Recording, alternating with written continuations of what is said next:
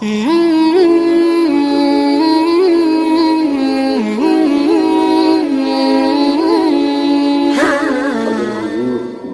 گر نہ ہو تو خدا شناسی تو بہت بڑی دولت ہے، ہم خود آشنا بھی نہ ہوتے اگر ان کی جلوہ گری نہ ہوتی تو ہم اپنے آپ سے بھی آگاہ نہ ہوتے، خود ہی کا تعقل بھی نصیب نہ ہوتا، من سے آشنائی بھی نہ ہوتی، ہم خود آشنا بھی نہ ہوتے۔ اور مجھے بتاؤ، جو شخص خود آشنا بھی نہ ہو اس کے پلے ہوتا کیا ہے، جس کو یہ بھی خبر نہ ہو کہ میں کون ہوں۔ اقبال نے کہا تھا، اپنے من میں ڈوب کر پاجا سراغ زندگی، میرا نہیں بنتا تو نہ بن، تو اپنا تو بن، اور جو اپنا بھی نہ ہو۔ اور آپ نے دیکھا کہ انسان جب اپنا بھی نہیں تھا، اسے خود ہی کا تعقل بھی نہیں تھا، اسے من سے آشنائی بھی نہیں تھی، اسے یہ بھی نہیں پتا تھا کہ میں کون ہوں، تو وہ اپنی تقدس مآب پیشانی کو کہاں کہاں رسوا نہیں کرتا رہا۔ چلتی ہواؤں کو، بہتے پانیوں کو اور جلتی آگ کو اپنا معبود سمجھتا رہا، مٹی کے مادیوں اور پتھر کے تراشے ہوئے اصنام کے آگے اپنا ماتھا ٹیکتا رہا، حشرات الارض کو، چوپایوں کو، اجرام فلکیہ کو، کہاں کہاں انسان نے اپنی پیشانی کا تقدس رسوا نہیں کیا۔ انسان کی تاریخ تو اتنی شرمناک ہے کہ یہ مچھلی پکڑنے کے لیے کانٹے کے ساتھ جو کیچوا لگایا جاتا ہے، کسی زمانے میں یہ بھی انسان کا معبود رہا ہے۔ سانپوں اور بچھوؤں کو حضرت انسان نے پوجا ہے، اپنے ہاتھ سے مٹی اور پتھر کے تراشے ہوئے معبود اور ان کے آگے سجدہ ریزیاں، لکڑی کے تراشے ہوئے اصنام اوثان اور ان کے سامنے ماتھا ٹیکنا۔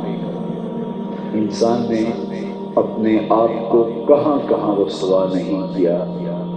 یہ ساری چیزیں انسان کی ضرورت کے لیے، خدمت کے لیے اور نوکری کے لیے پیدا کی گئی تھی۔ درخت اس لیے پیدا کیے گئے تھے کہ اس کے ذوق نظارہ کی تسکین کریں، اس کو ایندھن فراہم کریں، اس کو آکسیجن دیں، اس کو پھل فراہم کریں، لیکن یہ ان کو اپنا معبود سمجھتا رہا۔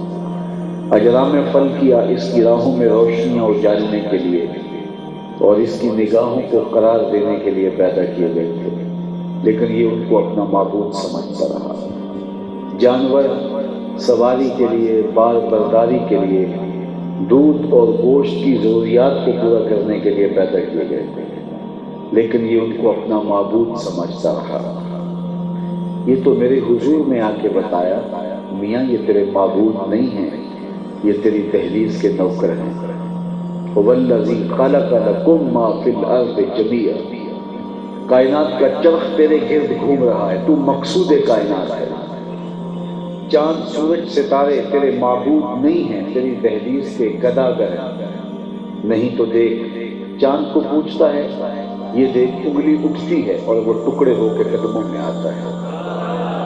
سورج کی پرستش کرتا ہے، یہ دیکھ ہاتھ اٹھتے ہیں اور وہ عصر کے وقت پہ واپس پلٹتا ہے۔